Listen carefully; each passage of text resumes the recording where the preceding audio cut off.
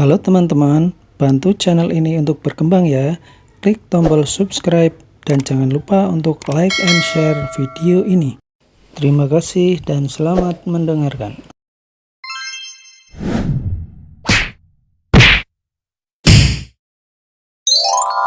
Bab ke-21. Yulia kembali menghempaskan tubuhnya ke sofa. Sudut bibirnya terangkat saat melihat wajah tegang sang kakak. Kedua tangan Azam mengepal erat menahan kesal. Karena sikap adiknya yang semakin semena-mena. Sampai kapan? Tanya Azam.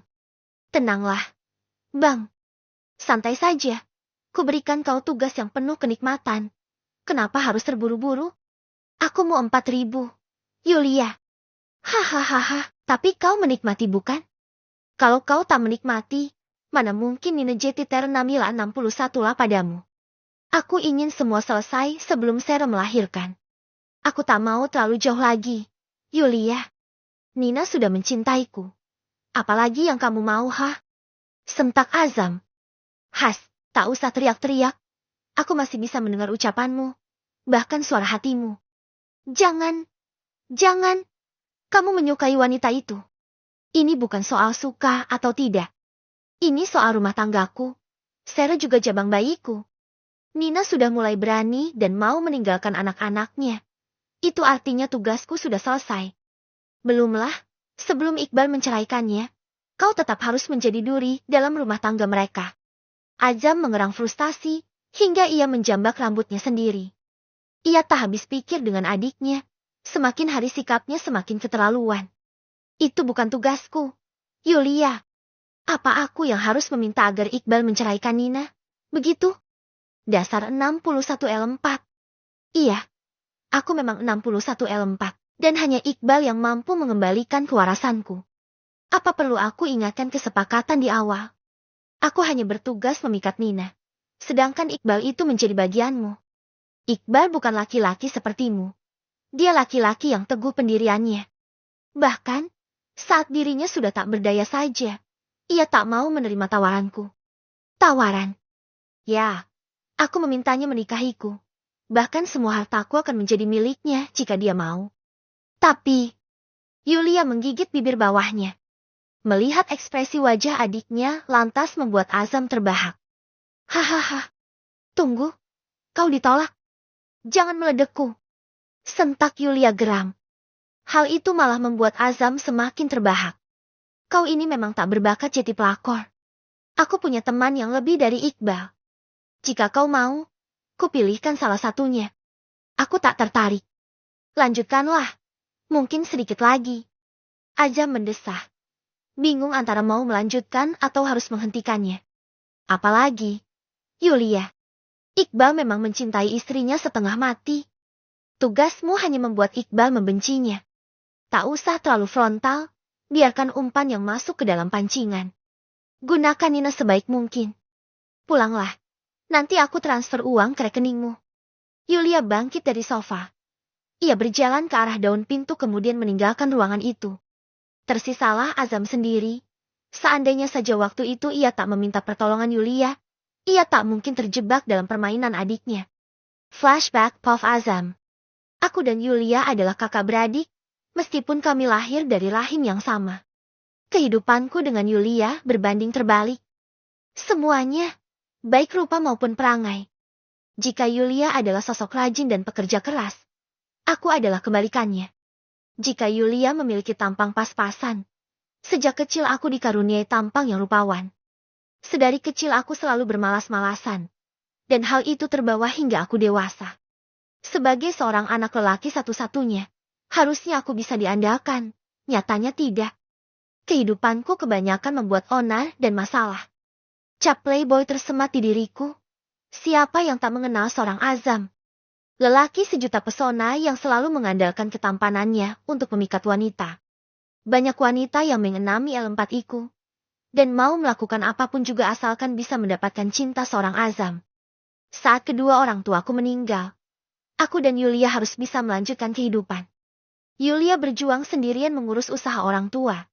Bahkan rela menjadi TKW selama bertahun-tahun untuk mengumpulkan modal. Sedangkan aku sendiri hanya bisa menikmati hidup. Aku sudah terbiasa menjadi sosok materialistis, wanita yang kupacari tak segan menafkahiku.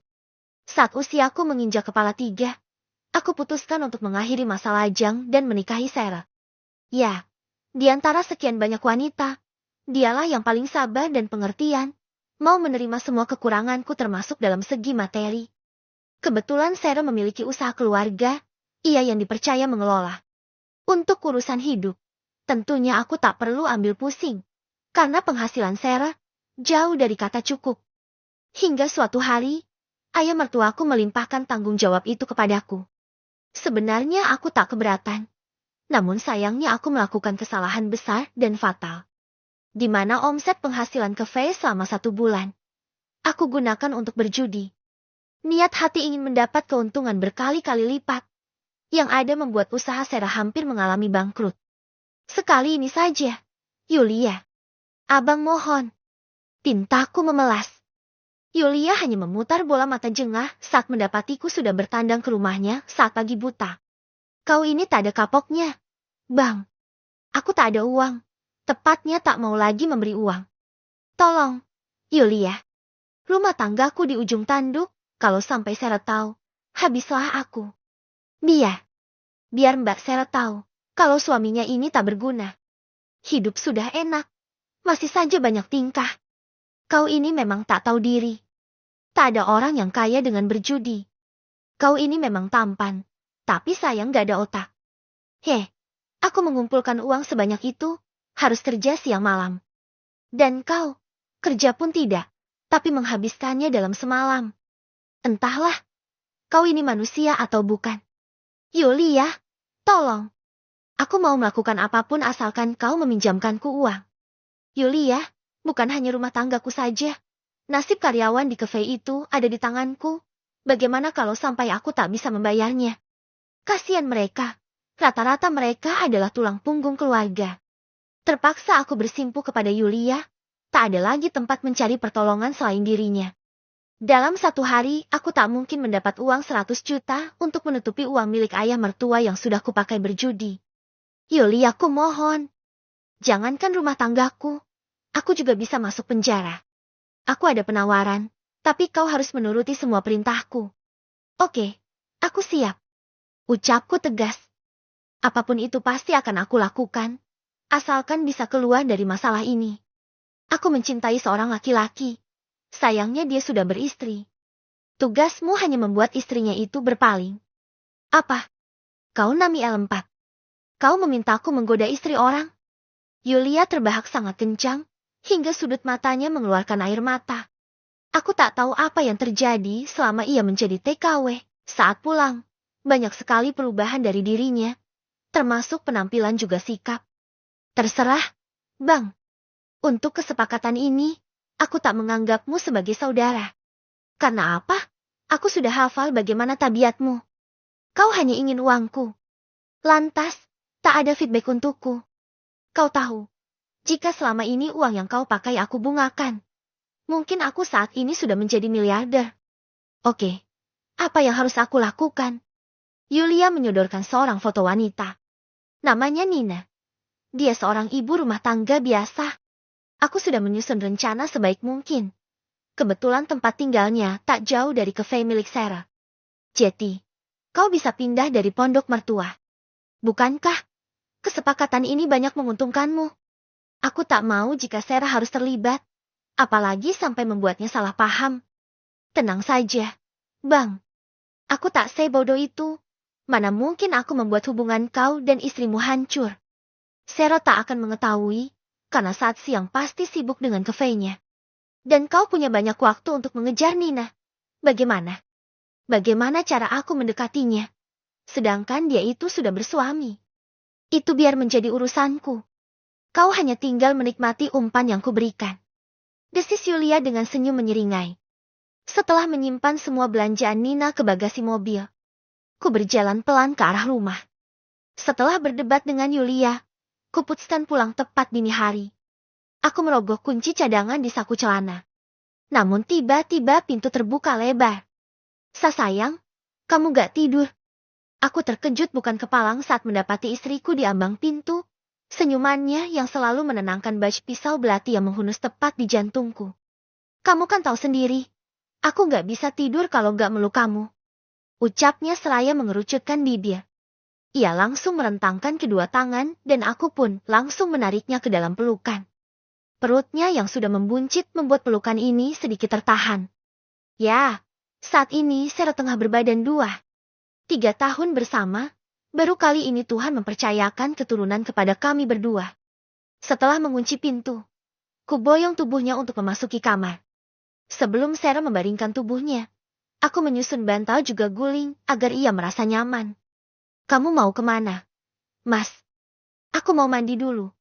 Badanku rasanya lengket sekali. Pasti bau karena seharian aku banyak kerjaan di pabriknya Yulia. Sini, Yulia menepuk pelan kasur. Aku ngantuk.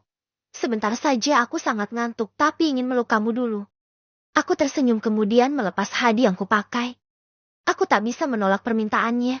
Apalagi saat melihat kedua mata Sarah yang sudah sendu. Semenjak hamil, Sarah memang tak bisa tidur tanpaku. Aku pikir hari ini akan menjadi hari terakhirku menjalani tugas dari Yulia. Sehingga aku mau menyempatkan waktu seharian menemani Nina agar semua selesai. Nyatanya tidak. Aku masih terikat dengannya entah sampai kapan. Padahal aku sudah menginginkan semua ini berakhir sebelum Sarah melahirkan. Bangunkan aku jam 7 pagi ya. Sayang. Renyek Yulia. Untuk apa? Istirahat saja. Ini jam 4 pagi. Aku harus ke kafe. Tapi kan kamu belum tidur. Ini mau. Makanya peluk. Jika aku mempunyai cukup modal, aku ingin membuka usaha sendiri. Dan kamu cukup di rumah saja mengurus bayi kita, biar aku yang bekerja. Iya, aku mau. Tapi sebelum itu terjadi, biar aku mengurus kafe milik ayah. Oke. Kemarilah aku ngantuk. Senyumku langsung berbinar. Segera aku naik ke atas ranjang dan membaringkan tubuh tepat di samping Sarah. Secepat kilat, Sarah pun membenamkan wajahnya di dada bidangku. Namun, beberapa detik kemudian ia langsung mendongakkan kepala. Kenapa ada parfum wanita di tubuh kamu? Bab ke-22. Sarah menatap tajam wajah suaminya, sedangkan Azam hanya menarik nafas dalam-dalam. Ia menangkup wajah Sarah dengan kedua tangannya, kemudian menarik kepala istrinya itu ke dalam dekapan. Ini parfum Yulia. Seharian Mas bau keringat, makanya minta parfum dia. Sarah kembali mengendus kaos Azam, dan tak lama ia pun mengeratkan pelukan. Kamu gak sedang berbohong kan, Mas? Tanya Sarah, masih dengan posisi yang sama. Azam yang sudah memejamkan mata, hanya menjawab sekenanya. Enggak lagi, gumamnya pelan. Namun Sarah masih bisa mendengar ucapannya itu dengan sangat jelas. Jam 7 pagi Sarah bangun dari tidurnya, saking pulasnya. Alarm yang ia nyalakan sampai tak terdengar. Ia melirik suaminya yang nampak sangat pulas. Sarah tak ingin mengganggu tidurnya, sehingga ia berjalan mengendap-endap, supaya tak menimbulkan suara. Seperti biasa, setiap hari ia harus berangkat ke kafe milik sang ayah. Rutinitas harian yang tak pernah absen ia lakukan. Sejujurnya ia sangat lelah, namun tak ada cara selain menjalaninya dengan hati lapang. Semenjak menikah dengan Azam, kehidupan Sarah tak banyak berubah. Ia masih harus bekerja keras, bahkan kebanyakan ia yang menopang kehidupan suaminya. Entah kenapa, sampai saat ini ia tak melihat sisi tanggung jawab seorang Azam sebagai suami. Selama itu pula ia harus menutupi kekurangan suaminya di depan keluarga besarnya. Beruntung, saudara Azam adalah pengusaha, sehingga banyak yang mengira kalau Azam pun sama dengan adiknya, Yulia. Walau kenyataannya itu tidak. Jika orang lain kesulitan mencari pekerjaan, lain halnya dengan suaminya. Azam sangat sulit untuk beradaptasi dengan pekerjaan. Selalu saja ada masalah yang muncul saat ia bekerja. Entah ia membuat kerusakan, tak akur dengan pegawai yang lain. Yang lebih parah, tak amanah. Yulia adiknya, bahkan pernah beberapa kali menyuruhnya untuk mengelola usaha. Jangankan berkembang, yang ada usaha itu selalu gulung tikar. Namun, di balik semua itu, hati Sarah sudah terpaut oleh Azam. Logikanya sudah buta empat karena cinta. Sehingga ia rela banting tulang, sedangkan suaminya dia mengurus rumah. Di hati Sarah, ia selalu berharap rumah tangganya akan baik-baik saja. Apalagi saat ini, Ada si jabang bayi yang kini bersemayam di rahimnya. Sejak 1 bulan ke belakang, Azam sudah berjanji bahwa ke depan kehidupannya akan berubah. Itulah janji manis Azam yang selalu Sarah ingat. Setelah membersihkan diri, Sarah sudah bersiap untuk berangkat.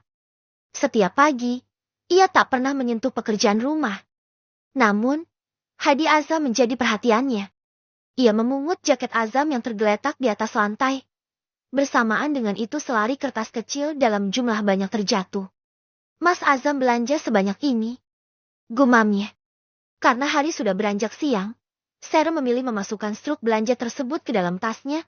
Pikirnya nanti saja ia tanyakan perihal struk belanjaan tersebut. Pagi ini, Nina bangun lebih awal. Yang ada di pikirannya saat ini hanya ingin bertemu dengan Azam. Setelah berbenah rumah dan menyiapkan sarapan untuk kedua anaknya, ia pun lantas bersiap-siap. Sebelum berangkat, ia memastikan keadaan rumah sudah dalam keadaan rapi. Tak lupa berpamitan kepada kedua anaknya, dan berpesan agar tidak kemana-mana. Langkahnya terhenti saat di ambang pintu kamar Intan. Ia mendengar suara rintihan seseorang. Ya, siapa lagi kalau bukan suaminya? Iqbal. Ma, ayah badannya panas. Tadi malam aja tidurnya manggil-manggil mama. Ucap Intan. Nina hanya mendesah, tanpa berniat menghampiri Iqbal. Jagain ayah ya. Mama kerja dulu. Nanti, suruh ayah sarapan sama minum obat. Intan bisakan bantuin ayah. Berbeda dengan Intan, si bungsu Najla lebih pendiam dari biasanya. Nina sadar, semenjak insiden dengan Azam, putri bungsunya itu masih terlihat kesal kepadanya. Sebenarnya ia takut jika kedua anaknya bercerita soal Azam kepada Iqbal. Walau bagaimanapun juga, sebelum ia tak mau sampai Iqbal tahu kebusukannya. Intan, Najlah, soal kemarin yang mama pergi sama om, jangan sampai cerita sama ayah ya. Kalau ayah tahu, nanti ayah marah sama mama. Kalian gak mau kan, kalau ayah marahin mama? Intan dan Najlah saling berpandangan, membuat Nina memijat pelipisnya. Pokoknya jangan sampai ayah tahu ya. Mendapat tatapan tajam dari ibunya, kedua putrinya pun akhirnya menganggukkan kepala. Nina pun akhirnya tersenyum sumringah, kemudian beranjak keluar. Siapa sangka, sedari tadi Iqbal sudah berdiri di ambang pintu, mendengarkan semua obrolan dengan kedua putrinya. Sepeninggal Nina, Iqbal pun memilih kembali beranjak ke atas ranjang. Dari pembicaraan yang ia dengar barusan, Iqbal sudah bisa menyimpulkan bahwa ada lelaki lain di kehidupan mereka berdua. Namun saat ini, Iqbal tak bisa berbuat banyak. Ia hanya ingin memulih kondisi badannya. Setelah itu barulah ia baru bertindak. Tak terasa siang menjelang, suara berisik dari arah luar kamar membuat Iqbal bangun dari ranjang. Sesekali ia bisa mendengar suara Intan terbahak bersama adiknya diselingi tawa lain. Iqbal bisa memastikan bahwa suara itu bukan suara Nina. Yulia! Pekik Iqbal saat ia membuka pintu kamar. Ia terkejut melihat Yulia berada di ruang tengah bersama kedua anaknya. Kamu udah bangun? Aku siapin makan ya. Kata anak-anak tadi pagi kamu makan cuma sedikit. Aku masakin kamu bubur ayam. Sebentar aku panasin dulu. Ujar Yulia seraya beranjak ke arah dapur. Iqbal termenung bingung dengan bahkan ia tak bisa berkata apa-apa selain berdiam di ambang pintu kamar. Ayah. Tante masakin enak banget. Aku suka masakan tante. Najla juga. Tante baik mau nemenin kita main. Kata tante mau sering-sering main ke sini. Boleh kan ayah? Ini tante buatin kalian puding. Kalau ini buat kamu. Ayo, Bal. Makan dulu, habis itu minum obat. Yal, tapi... Yulia langsung memapah Iqbal untuk duduk di sofa ruang tamu. Iqbal tak bisa menolak karena saat ini ia merasakan perutnya keroncongan. Maaf ya, aku kesini gak bilang-bilang. Tadinya aku cuma mau nengokin kamu. Tapi kata anak-anak kamu demam sejak malam. Makanya aku di sini nungguin. Uhuk. Pelan-pelan. Bal, apa mau aku suapin? Enggak, makasih. Yol. Iqbal sebenarnya merasa risih. Karena di rumah ini tak ada istrinya.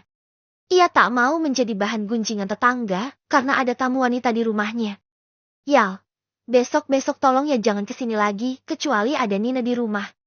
Tuh, sendok yang Yulia pegang terjatuh. Susah payah ia memberi Iqbal perhatian, tak sedikit pun Iqbal menerima.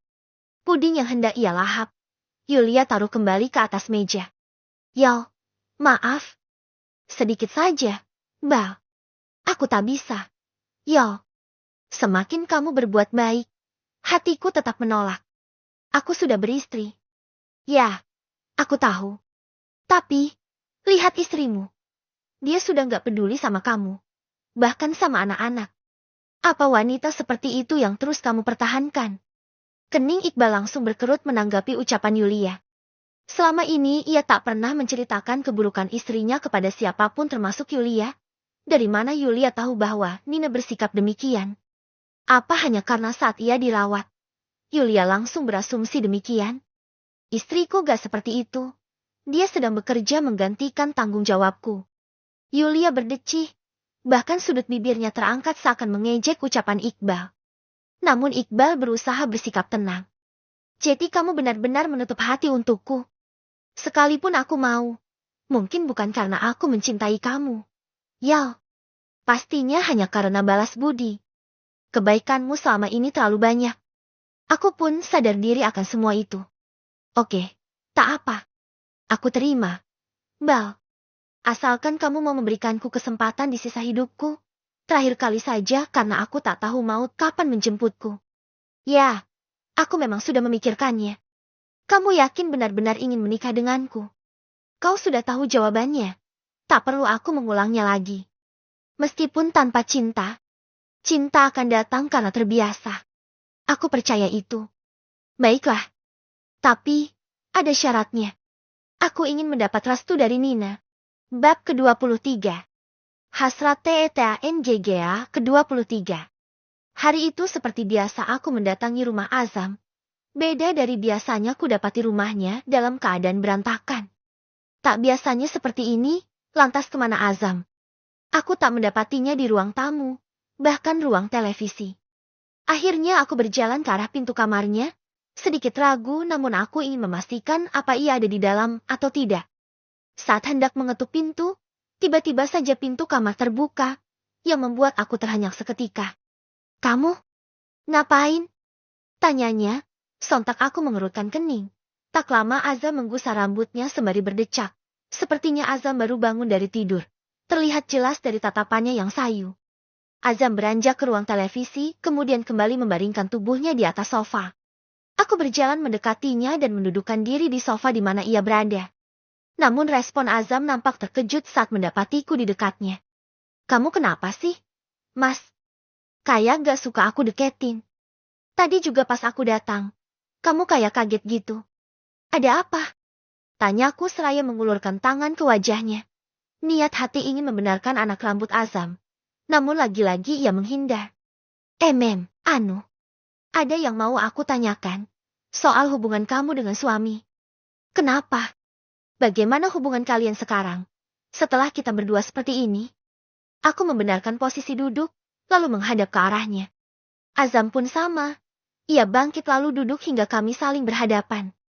Aku sudah tak ada rasa lagi dengan suamiku. Semenjak ada kamu. Lalu, ya seperti ini. Aku lebih banyak mencurahkan kasih sayangku sama kamu. Makanya setiap saat aku pastikan bisa menemui kamu. Mas, bukan begitu, Nina. Maksudku, apa kau tidak ingin mengakhiri salah satunya? Hubungan kita tak mungkin seperti ini terus. Kalau kau memang tak ada lagi rasa kepada suamimu, kenapa kau tak tinggalkan saja dia? Ucap Azam. Entah kenapa, ucapan Azam seperti orang yang ketakutan. Bahkan ia selalu memutus kontak mata denganku. Ada sesuatu yang sepertinya sedang ia sembunyikan namun aku tak mengetahuinya. Apa mungkin pembicaraan kali bermaksud agar aku memilihnya? Dari awal berhubungan, bahkan ia tak mempersoalkan ini. Ya, mungkin Azam menginginkan kepastian. Iya, Mas. Aku pastikan akan berpisah dengan suamiku. Tapi tidak sekarang.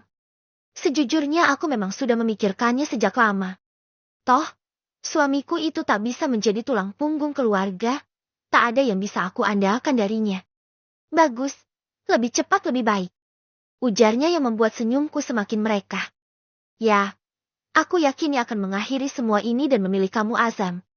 Setelah berbincang cukup lama, Azam memintaku untuk membersihkan rumahnya. Ia beralasan kurang enak badan, sehingga kami pun tak melakukan aktivitas seperti biasa. Sebenarnya aku ingin memadu kasih bersama Azam. Apalagi di luar cuaca sedang gerimis.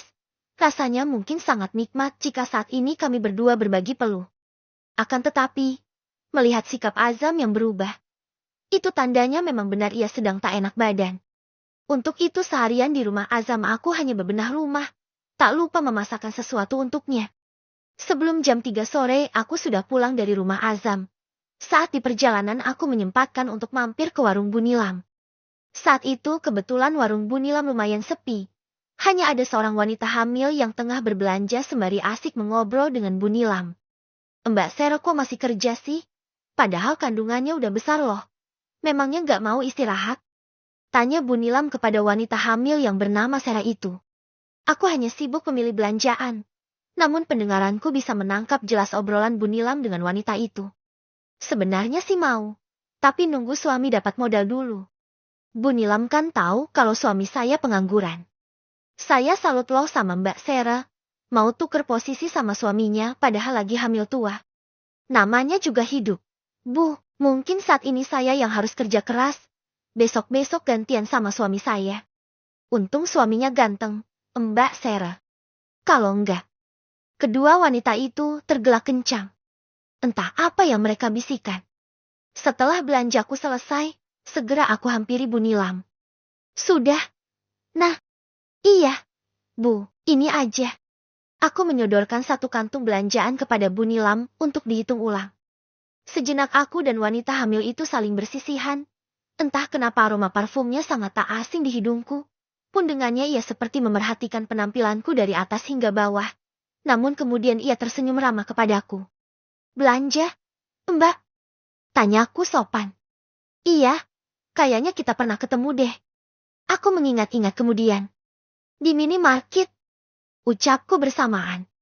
Berapa bulan kandungannya? Mbak, minggu depan sudah 9 bulan. Kayaknya anaknya perempuan deh. Soalnya bentuk perutnya kayak buah semangka. Ditambah aura si mbaknya sangat cantik. Iyakah? Sebenarnya saya belum USG. Tapi semoga saja tebakan Mbak benar ya. Suami saya pengen anak perempuan soalnya. Mbak warga sini.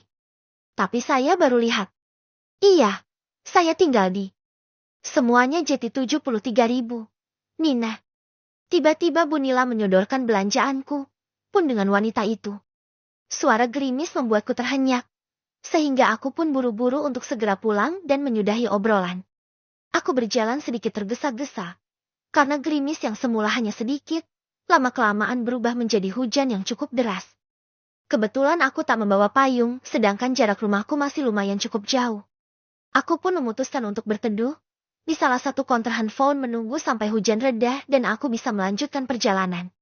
Tak disangka-sangka hujan pun tak kunjung reda. Semakin sore langit semakin bertambah gelap diselingi suara petir yang menggelegar. Pemilik counter handphone sudah menutup tokonya karena jam sudah menunjuk pukul 6 sore. Dan aku tetap memutuskan menunggu hujan reda hingga jam 7 malam.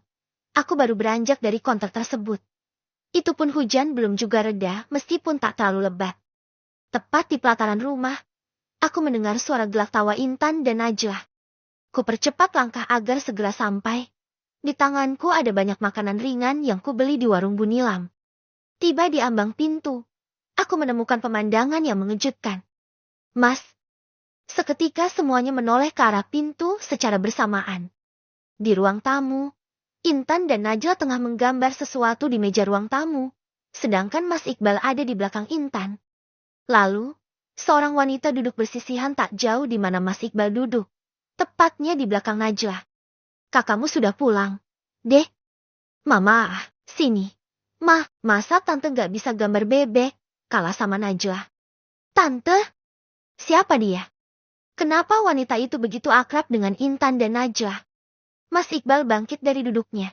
Namun saat mencoba berdiri, ia terlihat meringis kesakitan dan wanita itu langsung sigap menahan tubuh Mas Iqbal. Makasih, Yal. Aku bisa sendiri. Biar aku bantu. Bal. Kamu mau kemana, Mang? Lihatlah. Bahkan wanita itu sama sekali tak memedulikan kehadiranku. Melihat ia bersikap manis kepada Mas Iqbal, Seketika amarahku berkorban. Intan, Najwa, kalian masuk kamar dulu ya. Ini mama bawain cemilan. Tapi, bukannya di kamar aja. Emangnya kalau makan di sini kenapa? Mah, Najwa mau bagi sama tante. Boleh. Seperti paham dengan keadaanku, Mas Iqbal akhirnya membisikkan sesuatu kepada Intan. Kemudian Intan pun mengajak Najwa untuk pergi ke kamar. Di ruang tamu, tersisa Mas Iqbal dan wanita yang entah bernama siapa. Sedangkan aku masih berdiri di ambang pintu. Dek, ujar Mas Iqbal. Ia hendak berdiri, namun aku memintanya untuk tetap duduk. Selamat malam, Nina. Sekian lama, barulah wanita itu menyapa seraya menyodorkan tangannya. Hingga beberapa detik lamanya aku tak menyambut jabatan tangan itu. Sepertinya hujannya sudah reda. Kamu bisa pulang sekarang. Enggak, Bal. Kebetulan istrimu ada di sini. Kenapa kita nggak bicarain sekarang? Nanti saja. Yal, ini sudah malam. Ujar Mas Iqbal pelan, namun aku masih bisa mendengarnya jelas. Ada apa? Ada yang mau kalian bicarakan? Ada? Enggak. Yal, please. Enggak sekarang. Sekarang atau nanti sama aja. Bal, mumpung aku bisa ketemu sama istri kamu. Sebenarnya ada apa, ha? Sentakku dengan suara yang cukup keras. Yulia, aku mohon jangan sekarang. Ceritakan. Jadi begini, Yulia itu. Aku mau meminta izin untuk menjadi madumu. Dek. Apa? Yal, bukan seperti itu, Dek. Diam, Mas. Aku sedang bicara dengan wanita ini. Coba ulangi lagi. Aku mau minta izin menjadi madumu. Hahaha, lelucon apalagi ini? Ini bukan lelucon. Aku serius. Iqbal mau menikahi aku asalkan mendapat izin darimu sebagai istri pertama. Enggak, Dek. Bukan seperti itu. Mendadak kepalaku berdenyut nyeri. Bisa-bisanya seorang wanita datang tanpa diundang dan meminta menjadi maduku. Tuhan, apalagi ini? Melihat wajahnya saja aku sangat mumpat ribu, apalagi kalau sampai menjadi madu. Apa yang dia andalkan dari suamiku? Jangankan memiliki 2 istri, 1 istri saja Mas Iqbal banyak menyusahkanku. Tubuhku rasanya lelah, dan kejadian ini membuat emosiku meletup-letup. Aku pun mengambil segelas air minum yang berada di atas meja. Kau tahu, pelakor itu ibarat seseorang yang hendak bertamu. Sayangnya, rumahku tak berkenan menerima tamu sepertimu. Biur. Segelas air minum itu kutumpahkan tepat di atas kepala wanita yang bernama Yulia. Wanita itu langsung bangkit dan mendelik ke arahku. Sedangkan aku langsung beranjak ke arah pintu. Silahkan keluar selagi pintu rumahku terbuka lebar. Kau akan menyesal. Nina. Camkan itu. Desisnya saat kami berpapasan di ambang pintu. Bab ke-24. Hasrat TTANJGA 24. Pagi menjelang. Semalam aku langsung tertidur tanpa mendengarkan penjelasan Mas Iqbal. Bukan kenapa-kenapa. Tepatnya aku menghindari perdebatan. Tak ingin tahu asal-usul wanita itu. Toh tak penting juga. Hari ini aku bangun kesiangan. Badanku sedikit meriang mungkin karena kehujanan kemarin malam. Anak-anak sudah terbangun. Seperti biasa mereka sudah bermain di halaman. Aku sampai lupa menanyakan belanjaanku saat di mall pada Azam. Padahal saat itu aku sudah membeli televisi untuk di rumah. Jika sudah ada televisi, anak-anak pasti lebih anteng saat aku bepergian. Saat ku langkahkan kaki menuju dapur, tiba-tiba terdengar seseorang datang memberi salam. Permisi. Ya. Terlihat laki-laki parubaya berdiri di ambang pintu rumahku yang kebetulan terbuka. Ia memakai setelan kemeja rapi, layaknya pegawai kantoran. Cari siapa ya? Pak. Benar ini rumahnya Pak Iqbal. Iya, betul. Jawabku seraya mendekat. Kupersilahkan bapak itu untuk duduk di sofa ruang tamu. Dan orang yang ia cari pun muncul karena bersamaan dengan itu Mas Iqbal keluar dari kamar. Maaf, dengan siapa? Ada apa bapak mencari suami saya? Perkenalkan saya, Thohir. Pengacaranya Bu Yulia. Saya kesini hanya ingin menyampaikan pesan dari beliau. Yulia? Bukankah itu nama wanita tadi malam? Hebat sekali dia sampai bawa-bawa pengacara. Jangan-jangan, dia ini bukan orang biasa. Lalu, untuk apa dia menyuruh pengacaranya kemari? Ada apa, Pak? Tanya Mas Iqbal. Wajahnya nampak berubah pias. Sebenarnya siapa Yulia? Kenapa bisa Mas Iqbal berhubungan dengan wanita itu? Saya disuruh menyampaikan beberapa tagihan kepada Pak Iqbal. Berikut. Biaya servis motor, rumah sakit, dan biaya pengeluaran lainnya bekas Pak Iqbal. Laki-laki itu menyerahkan 2 lembar kertas yang disambut oleh Mas Iqbal. Kudekati Mas Iqbal kemudian melihat isi dari kertas tersebut. Apa-apaan ini, Mas? Pengeluaran apa ini? Kenapa sampai 8 juta? Pekiku tak percaya. Kertas itu nyatanya berisi lampiran pengeluaran Mas Iqbal. Jadi Mas ini ngeretin wanita itu? Bukan, Dek. Mas bisa jelasin, tapi beneran bukan seperti itu. Kalau bukan, kenapa tagihan ini atas nama kamu semua? Mas, siapa yang mau bayar, ha?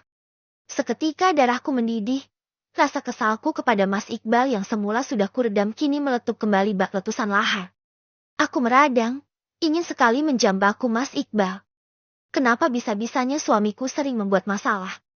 Maaf, Bapak dan Ibu. Saya hanya menyampaikan itu saja. Dan, tagihan ini mohon segera dilunasi, batas waktunya hanya 1 minggu. Tunggu, Pak. Saya minta keringanan. Sergah Mas Iqbal. Ia menahan bapak itu beranjak. Maaf Pak Iqbal, ini di luar kewenangan saya. Jika ada sesuatu, mohon sampaikan saja kepada Bu Yulia. Saya pamit undur diri. Sepeninggal lelaki parubaya itu, aku langsung menarik kertas yang berada di genggaman Mas Iqbal. Aku ingin melihat lebih jelas lagi lampiran hutang miliknya. Ini apa, Mas? Kulempar kertas itu tepat di hadapan wajahnya. Mas Iqbal hanya tertunduk tanpa menanggapi ucapanku. Kemarin, kamu berani memasukkan wanita lain ke rumah ini. Dan sekarang tiba-tiba saja ada tagihan hutang sebanyak itu. Mau kamu apa sih? Mas, kurang kamu menyikas aku, ha? Pelankan suaramu. Dek, gak enak didengar anak-anak sama tetangga. Kamu bisa mikirin mereka. Apa kamu pernah mikirin perasaan aku, ha? Sudah, Dek. Ini semua biar menjadi tanggung jawabku. Kamu tak perlu ikut campur.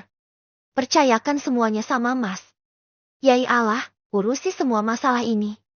Tapi aku gak habis pikir aja sama kamu.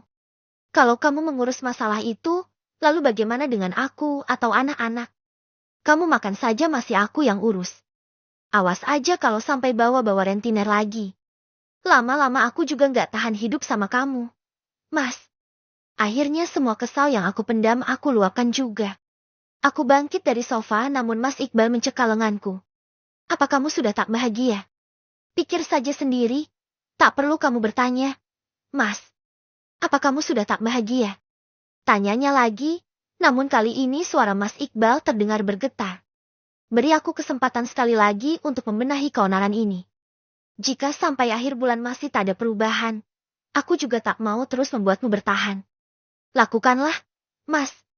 Aku menepis cekalan tangan itu. Kemudian memilih beranjak ke dalam kamar. Tak kupedulikan bagaimana keadaan Mas Iqbal. Lambat laun semua pasti terjadi. Ya, sebuah perpisahan. Aku bertahan karena masih bingung akan melangkah ke arah mana. Meskipun tujuanku adalah azam, aku belum cukup yakin bahwa laki-laki itu benar-benar serius. Entahlah, aku hanya butuh waktu untuk meyakinkan. Walaupun saat ini, aku sudah merasakan hubunganku dengan Mas Iqbal semakin hambar. Badanku serasa lemas, sehingga aku memilih membaringkan tubuhku ke atas ranjang.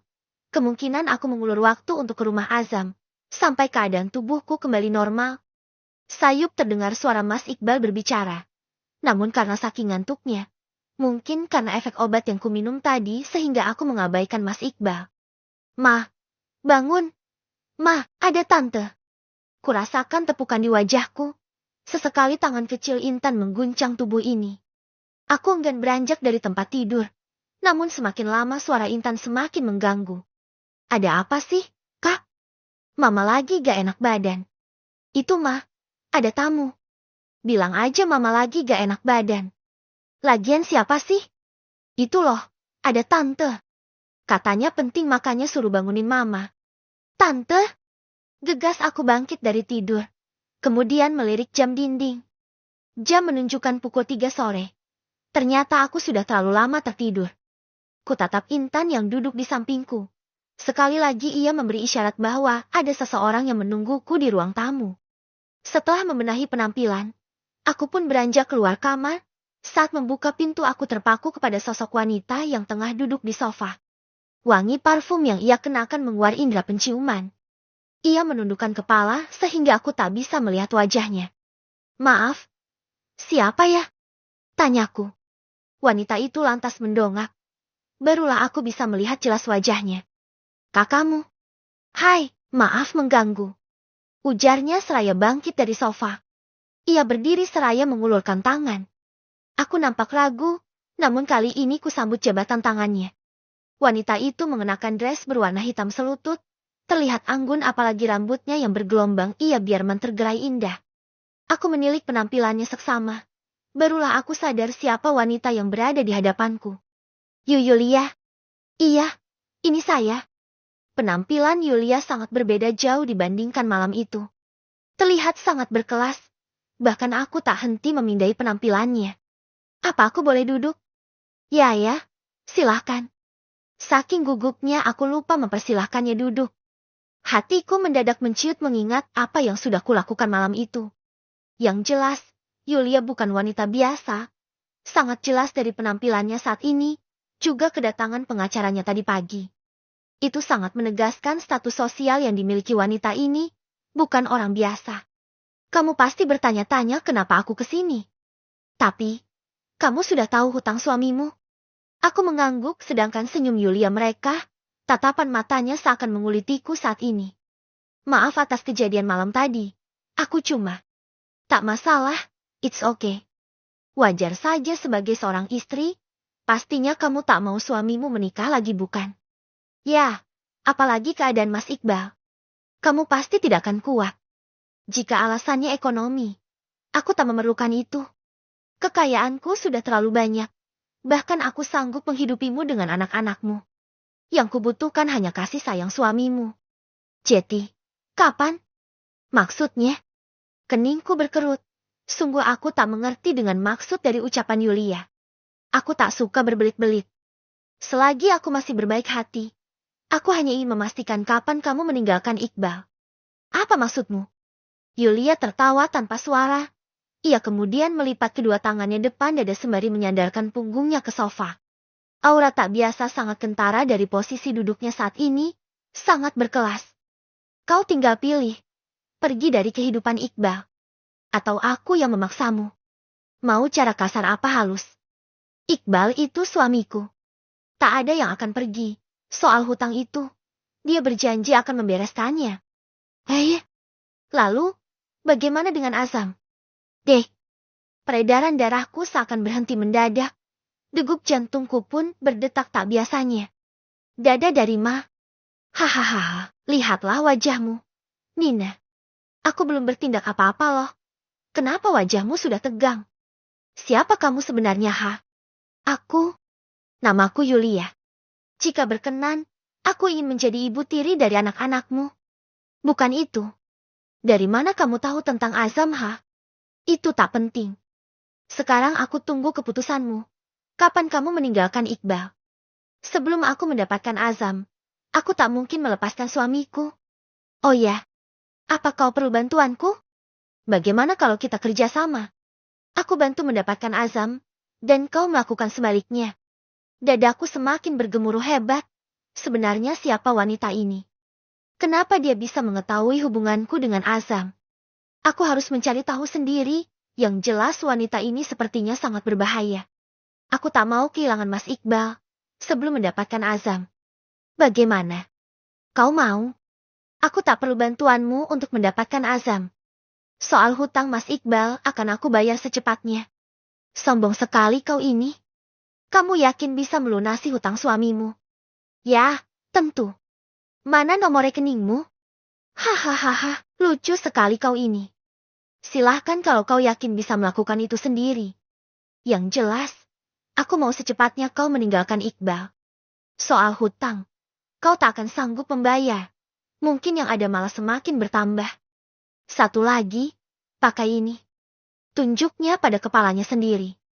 Tanpa berbasa-basi lagi, wanita itu langsung bangkit tanpa berpamitan sama sekali. Sepeninggalnya, banyak tanya yang menghampiri dalam benak. Apa maksudnya dengan hutang yang bertambah? Ketakutanku saat ini hanyalah pada Azam. Entah kenapa aku khawatir laki-laki itu meninggalkanku. Ini tak boleh terjadi. Aku harus segera menemuinya. Saat ini sudah pukul 4 sore. Apa Azam ada di rumah?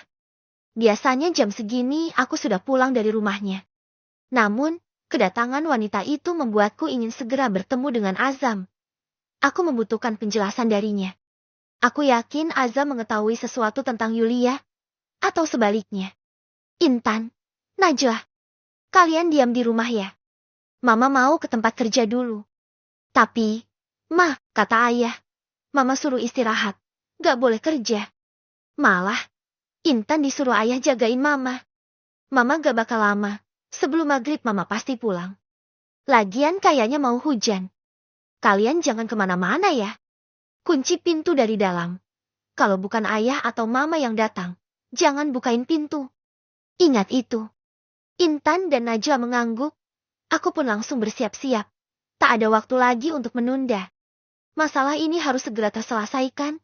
Aku harus meyakinkan Azam bahwa ia benar-benar pilihanku. Sebelum akhirnya aku melepaskan Mas Iqbal. Sepanjang perjalanan, hatiku dipenuhi kecemasan. Aku sedikit berlari karena gerimis kembali turun.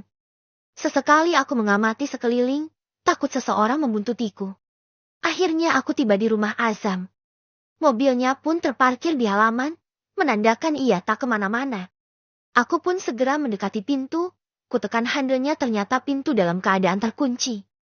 Tok tok tok tok. Kekutek pintu pelan, gerimis yang semula kecil kini berubah menjadi hujan yang cukup deras. Tok tok tok tok. Mas, buka. Teriakku. Tok tok tok tok. Klik. Pintu pun terbuka seiring senyumku yang mengembang. Mas. Iris mataku melebar dan senyumku pun langsung pudar. Bab ke-25. Hasrat TETANGGA ke-25. Aku tertegun menatap wanita yang berdiri tepat di hadapanku saat ini.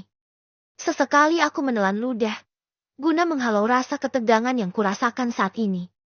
Siapa? Sayang. Tiba-tiba Azam muncul dari arah dalam rumah. Hujan. Mbak. Ayo masuk.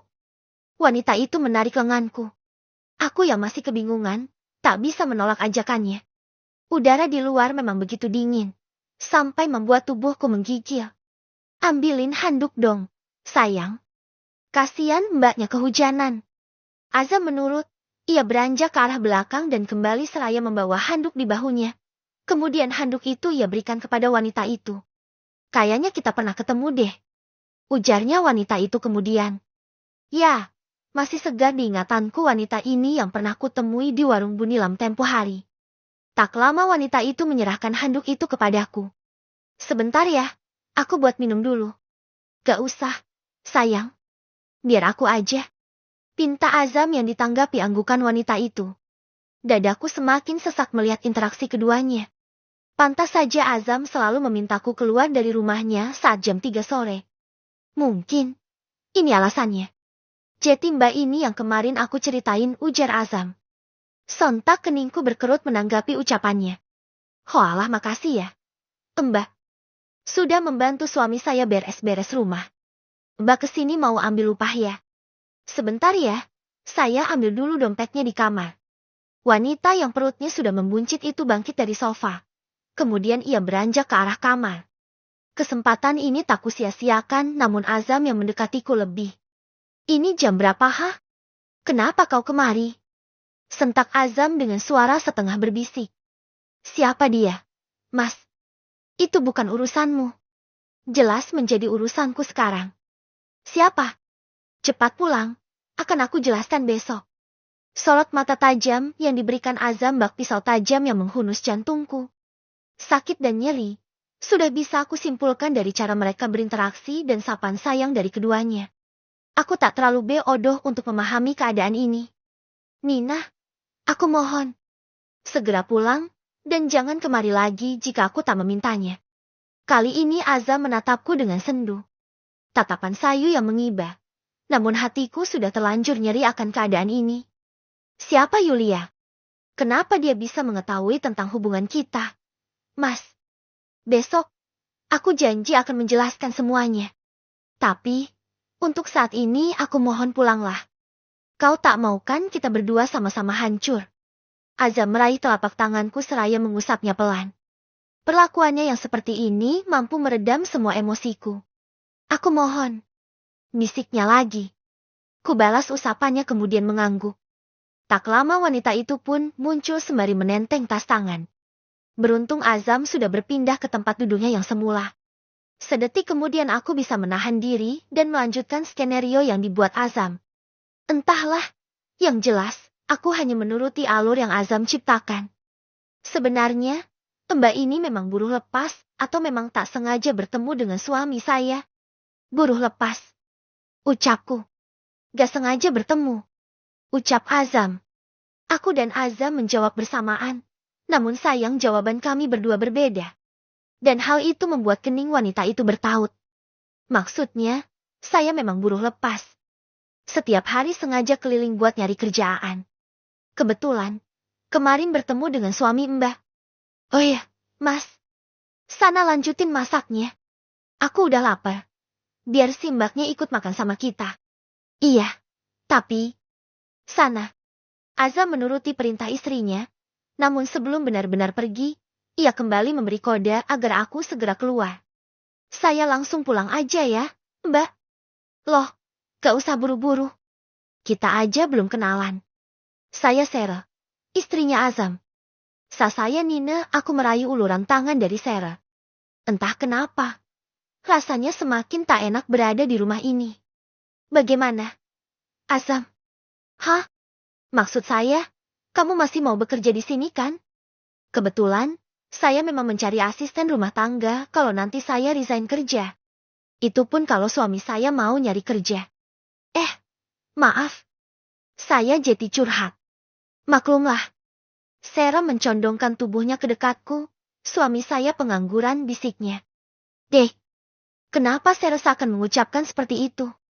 Padahal, meskipun pengangguran yang aku tahu ajam orang yang berada.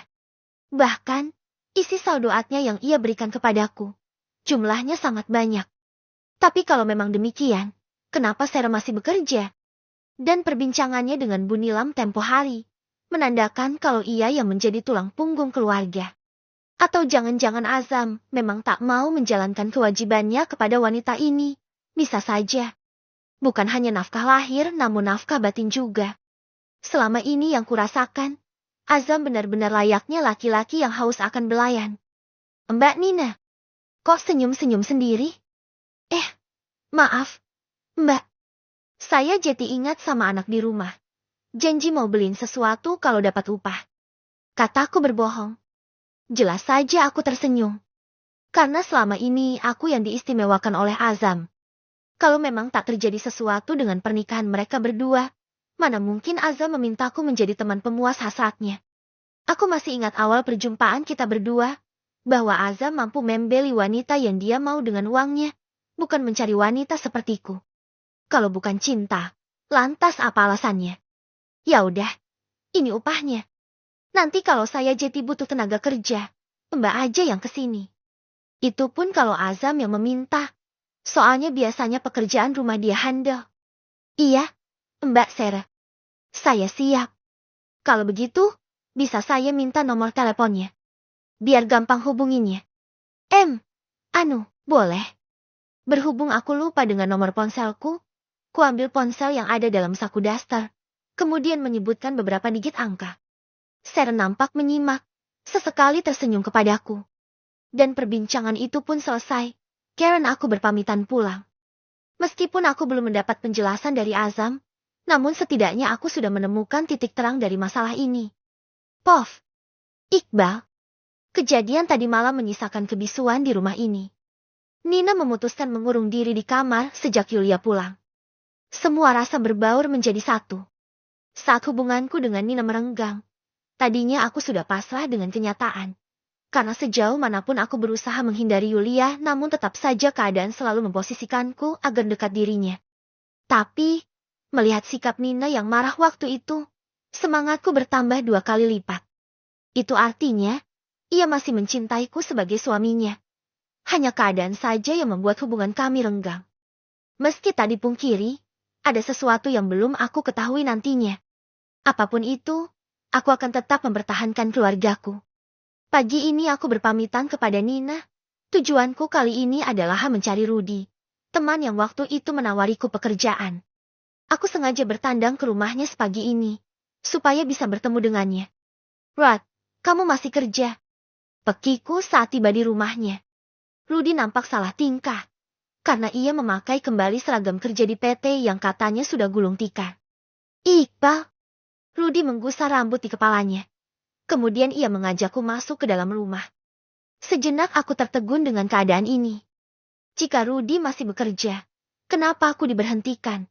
Padahal statusku sudah karyawan tetap. Iqbal, sebelumnya saya minta maaf. Apapun yang terjadi, saya mohon kamu jangan membenci saya. Tutur Rudy pelan. Sebenarnya apa yang terjadi? Rod, kenapa saya diberhentikan?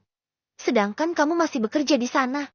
Terus uang untuk melamar kerja saat itu kemana Kamu tahu, gara-gara kejadian ini, rumah tangga saya hampir saja hancur. Sabar, Bal. Sebenarnya sejak dulu saya ingin memberitahu semua ini. Hanya waktunya saja kurang tepat. Uang kamu masih aman. Saya masih simpan. Kamu mau ambil sekarang? Ceritakan. Akhirnya Rudy pun menceritakan duduk perkara yang sebenarnya. Aku hanya menghela nafas berkali-kali. Kejadian yang sebenarnya bukan aku yang mendapat PHK, melainkan aku yang mengundurkan diri. Aku jadi ingat, sebelum kena PHK, 3 hari berturut-turut aku mengalami kejadian naas. Misa Jeti, ini memang sudah direncanakan dan Rudy terlibat di dalamnya. Saya akui ini semua adalah kesalahan saya. Bal, soalnya saya gak ada pilihan lain. Kalau gak buat kamu keluar dari perusahaan, saya yang harus keluar. Mana istriku lagi hamil besar. Darahku seketika mendidih mendengar setiap penuturan Rudy. Ingin rasanya aku melayangkan bogem mentah kepadanya. Apa ia tak memikirkan keadaan rumah tanggaku? Sudah menjadi pengangguran, sisa uang pesangon pun harus hilang begitu saja. Beberapa bulan aku hidup terlunta-lunta sampai membuat Nina mempunyai banyak hutang. Bal, saya mohon maafkan saya. Puas kamu. Sampai hati membuat surat pengunduran diri palsu hanya agar kamu bisa tetap menjadi karyawan di sana Enggak, Bal. Saya hanya menuruti perintah. Perintah? Lebih jelasnya, mending kamu temuin Pak Ridwan. Soalnya dia yang menyuruhku. Tanpa basa-basi akhirnya aku bergegas untuk menemui Pak Ridwan. Ini sudah keterlaluan namanya. Dia seorang personalia.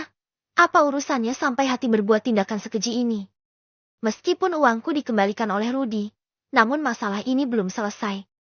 Aku harus membereskannya sampai tuntas. Apalagi Pak Ridwan, aku harus membuat perhitungan dengan lelaki tua itu. Dari kediaman Rudy, aku langsung bertolak menemui Pak Ridwan. Biasanya ia berangkat siang hari. Sekarang baru jam 8 pagi, kemungkinan lelaki itu masih di rumahnya. Saat hendak memasuki komplek perumahannya, aku berpapasan dengan mobil Pak Ridwan. Ia pun terlihat memberi salam kepada security yang berjaga. Karena mobilnya sudah berlalu, aku meminta tukang ojek untuk mengikuti mobil Pak Ridwan yang ternyata bukan ke arah pabrik, melainkan sebuah hotel. Untuk apa dia sepagi ini ke hotel? Tanyaku dalam hati. Setelah melihat mobil miliknya masuk ke parkiran, aku pun langsung memberhentikan tukang ojek yang kutumpangi. Namun saat hendak menghampirinya, aku melihat Pak Ridwan didatangi seorang wanita cantik yang usianya mungkin masih sangat belia. Ia masih belum menyadari keberadaanku, sehingga aku memilih membuntutinya lagi. Kami pun memasuki lobi hotel, sepertinya ia sudah memesan kamar terlebih dahulu. Aku mengikutinya dari arah belakang, tapi sebisa mungkin tetap menjaga jarak. Habis ini aku mau langsung ke mall ya, sayang. Ucap gadis muda itu seraya bergelayut manja kepada Pak Ridwan. Tapi sendirian aja ya, saya mau langsung ke kantor. Kamu kalau saya di rumah jangan suka telepon-telepon dong. Nanti bisa dicurigain sama ibunya anak-anak. Habisnya lama banget tahu, janji ketemuan jam 8 pagi. Ini lihat jam 9. Aku kan takut ketahuan bolos. Rasanya sangat pas sekali. Aku langsung mendapat kartu asnya. Kami berjalan beriringan kemudian masuk ke dalam lift. Ekem. Pak Ridwan nampak terkejut saat melihatku ada di sampingnya. Tangan gadis cantik yang semula melingkar di pinggangnya langsung ia tepis. Kantornya sekarang pindah ya, Pak? Iya. Saya mau ada janji temu. Kamu ngapain di sini? Aku tersenyum seraya menatapnya tajam. Pak Ridwan semakin salah tingkah. Bahkan ia mendorong tubuh gadis itu sedikit menjauh darinya. Janji temu. Dengan gadis ini. Bu, bukanlah. Ini urusan kerjaan. Ting. Pintu lift terbuka. Pak Ridwan sudah melangkahkan kakinya ke arah luar lift. Sepertinya kalau Bu Ridwan tahu percakapan sebelum masuk ke lift, bakalan seru. Iqbal, saya tunggu di restoran bawah. Kalau tidak ingin rekaman percakapan kalian, serta foto kalian saat bermesraan di lobi sampai ke tangan Bu Ridwan. Sebelum pintu lift tertutup, aku bisa melihat jelas kedua bola mata Pak Ridwan membulat sempurna. Aku memilih tempat duduk di sebelah pojok. Kebetulan restoran ini masih sepi pelanggan. Tak membutuhkan waktu lama. Pak Ridwan terlihat berjalan ke arahku dengan wajah yang cukup tegang. Jangan main-main kamu, Iqbal. Sentaknya saat tiba di dekatku. Saya hanya meneruskan permainan, Bapak. Silahkan duduk, tak enak dilihatnya ngobrol sambil berdiri. Apa maumu? Tanya Pak Ridwan tanpa basa-basi. Siapa yang membuat skandal pemberhentian saya? Masalah itu, saya hanya mendapat penawaran bisnis. Dari namanya Yulia, pemilik tempat spa yang menjadi langganan saya. Saya tidak tahu menau alasan kenapa Bu Yulia menginginkan kamu didepak dari perusahaan. Iqbal, tolong jaga rahasia ini. Kamu tinggal bilang berapa yang kamu mau agar kejadian ini tak ada yang mengetahui. Sudah kuduga dari awal. Dalang dari semua ini adalah Yulia. Dia memang wanita keras kepala dan licik. Sampai hati tindakannya sejauh ini. Jika pemberhentianku dari pabrik adalah ulahnya, bisa jadi, semua kejadian akhir-akhir ini juga adalah perbuatan Yulia. Iqbal, lamunanku seketika buyar saat mendengar suara Pak Ridwan. Cepat, berapa? Kalau kamu hanya ingin tahu soal itu, sudah saya jelaskan. Kalau mau mencari tahu siapa Bu Yulia, datang saja ke tempat spa. Ya, sudah. Saya rasa cukup. Rahasia ini. Saya yakin Bapak paham dengan harga rahasia yang harus saya jaga. Oke, saya transfer ke rekeningmu saat ini juga. 5 juta cukup kan? Sangat cukup. Bahkan untuk rekaman dan foto yang tak pernah aku ambil.